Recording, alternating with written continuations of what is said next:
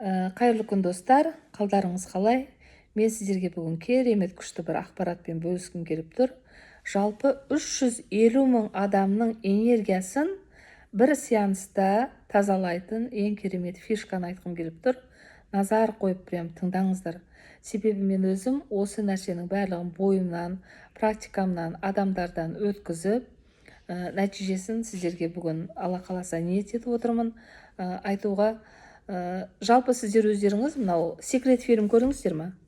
Секрет фильмін көрген ханымдар болып жатса, егер де көрмеген болсаңыз, бүгін прям жазып алыңыз да, документальный фильм секрет фильмін көріңіздер да, өмірдің тылсым дүниенің, алла тағаланың, әлемнің дейміз бе, жаратылысы жайлы, мына кванттық физиканың қалай энергияның адамдарға әсер ететіні жайлы біраз ақпараттарды көресіздер. Ол шынымен де жұмыс жасайды екен. Яғни біздің барлығымыз бір атомдардан құралғанбыз. Яғни әр қайсымыз біз бір-бірімізге айнамыз. Біз бір-бірімізге әсер ете аламыз, қыздар, энергиялық толқындар арқылы. Сол себепті осы керемет күшті ғажайып техникада, Access Bars ғылымында осы 350 мың адамның энергиясын тазалап жіберетін әдісті мен өз көзіммен көрдім, сезіндім. Нәтижесін алла қаласа қазір айтайын деп отырмын сіздерге. Ниет қойып тыңдасаңыздар болады. Енді бұл жерде осы Access Bars'тың бір сеансын қабылдаған кезде адамның бойында энергиялық толқындар жүреді. Адамның мынау жаны, ең бірінші мына миды тазалаймыз біз бұл жерде. Негізі Access'тың өзінің оқуында ең бірінші бастағы 32 нүктеге массаж жасайтын арнайы оқу бар. Одан кейін телесный терапия дейміз. Телесный терапияны да оқытамыз. Ол жерде адамның тәніне жасалатын маман ретінде шығасыз, энергия практик маман, телесный терапевт болып шығасыз. И ол жерде де адамның тәнімен жұмыс жасаймыз. Яғни бұл жерде менің айтпағым, осы Access'ты қабылдаған кезде сіз адамның ең бірінші миы тазаланады. Ми арқылы біз адамның бойын тазалаймыз. Осы бойы арқылы адамның мынау кейде болады, келген клиенттер біреуі баласын алып келеді, бірі болмаса ханымдар жаңағыдай әжесін алып келеді, үлкен кісілерді алып келеді. Әйтеуір бір адаммен келеді да, сондай жағдайлар болды менде. Сол кезде енді пожалуйста, қасына кіріп отырыңыз деймін. Себебі келген адамды әйтеуір ниеттеніп келді ғой. Ол да алғысы келіп тұр, бірақ қаржысы жетпеуі мүмкін да. Сол себепті терапия жасап жатқан кезде кіргізіп отырғызып қоямын. И ана адамға жасап жатқан кезде ана адамның бойынан өткізіп жатыр, жаны рахаттанып, тазаланып жатыр. И қасындағы отырған адам да еснеп, кәдімгідей уже тазалана бастайды да, тоқтай алмай кетеді. Есней береді. Мен неғып еснеп кеттім дейді да. И сол кезде айтамын, сенесіз ба, бұл терапияны қазір біз 350 мың адамның тазалап жіберетін деңгейі бар десем таң қалады да, шынымен солай істей ме деп. Шынымен де себебі нәтижесін көрдім. И мені де жаңағыдай сеанс барысында мобилографтар болсын, жеке көмекшілерім болсын, видеоға түсіріп жатқан кезде, оларда терапия барысын видеоға түсіріп жатады ғой. Сол кезде даже солардың өзі тазаланып жатады да. Жазира ханым, мынау қалай әсер етеді? И мен көңіл күйім күшті болып кетті ғой. Настроением көтеріліп кетті. И қайта есіне тазалана береді да. И сол кезде мен уже көзім жетті. Действительно, шынымен де мына сеанс жаңағыдай Access'тың күші деген, құдіреті деген, шынымен де энергия бойынша адамды келесі бір қасымызда жүрген адамдарға да әсер етіп кетеді екен. Ол тек мен жаңа жасап жатқан адамға емес, қосымша 350 мың адамның деңгейін тазалап жүреді. Яғни мен сол жасап жатқан орталықта, ауданда деге, аудан, қала сөйтіп көлемі үлкейе береді да. Енді алла қаласа болашақта керемет тағы бір күшті техникам бар беретін. Вот сол қаланың, ауданның, бүкіл әлемнің деңгейіне дейін көтеріліп, сіз сол проблеманың үстінен қарайтын техника бар, алла қаласа болашақта берем соны. И мына жерде Access'та 350 мың адамның энергиясын сол арқылы тазалап жібереді екен. Менде бір керемет күшті бір кейсімді айтқым келіп тұр. Мен негізі жеке кәсіпкер, жаңағыдай оқу орталықпен айналсам, қазіргі таңда мен көп эфирге шықпай онда көп адамдармен жаңағыдай психологиялық бағытта да енді консультация қабылдаймыз. Бірақ та көп шықпай кететін себебі қолым тимей кетеді.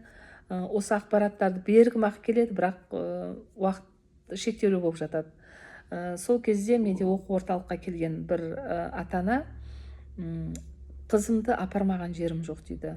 Қанша рет апардым қызымды оқу орталықтарға, нәтиже шықпайды.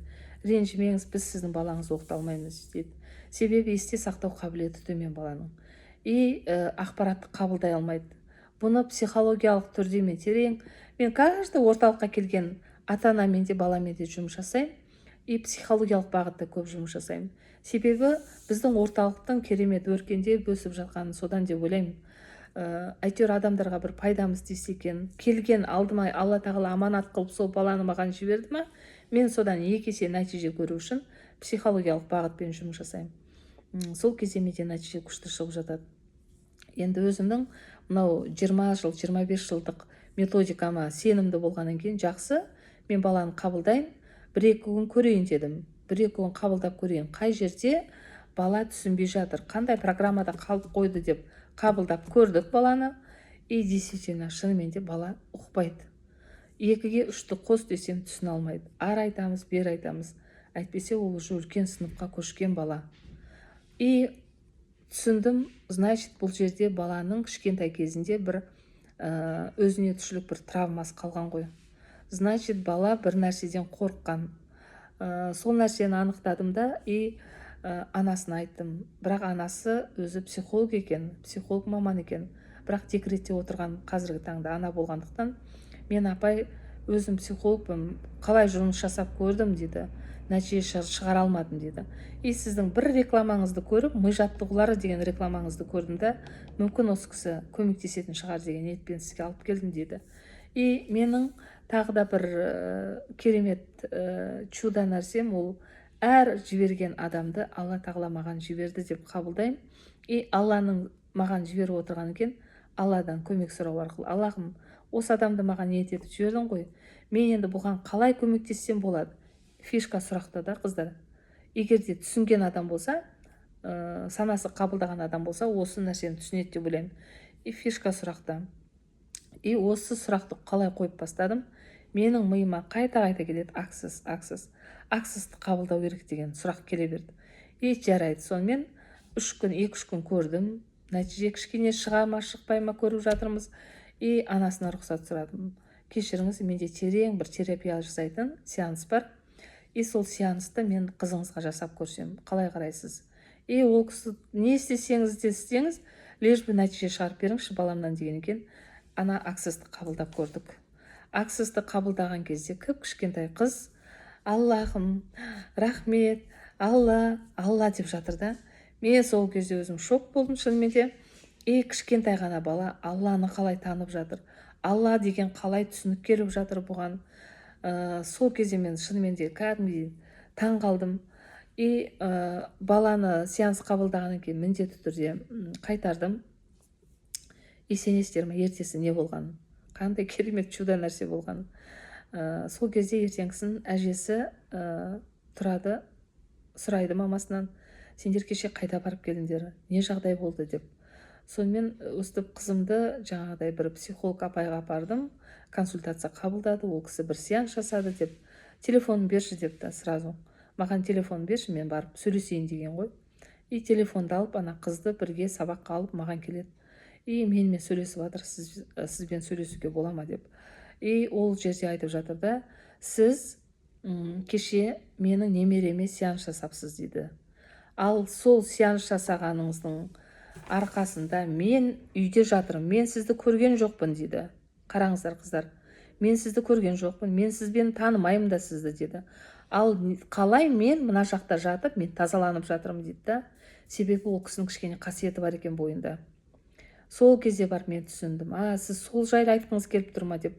Ойбай, онда кіріңізші, жүріңіз, мен сізге түсіндірейін деп, прям ана Аксес Барстың бүкіл ғылыми жаңа кітаптарын прям фактыға сүйенгенін жақсы көремін. Мен ғылыми негіздемеге сүйеніп, фактыны көрсетіп, міне мына жерде былай жазылған, мынау былай әсерген. Бұның бәрін ғалымдар уже зерттеп тастаған екен. энергия деген әсер етеді. Біз энергия байланыста, бәріміз бірімізбен біріміз байланыстамыз. Яғни бірімізбен біріміз жаңағыда ойымызда, жан дүниемізде бәрі байланыста болғаннан кейін біз түйсік арқылы сол нәрсені тартамыз. Вот соның бәрін түсіндіріп айтып жатырмын да. Сол кезде барып ана кісі таңғалады да, мен түнімен ұйықтай алмадым. Көзімнен жас аға береді, есіне берем. Өзімнен өзім тазаланып, бір сәтте өкіріп жыладым дейді. Неше түрлі эмоцияға ерік берген ғой бұл кісі. Тазаланып кеткен.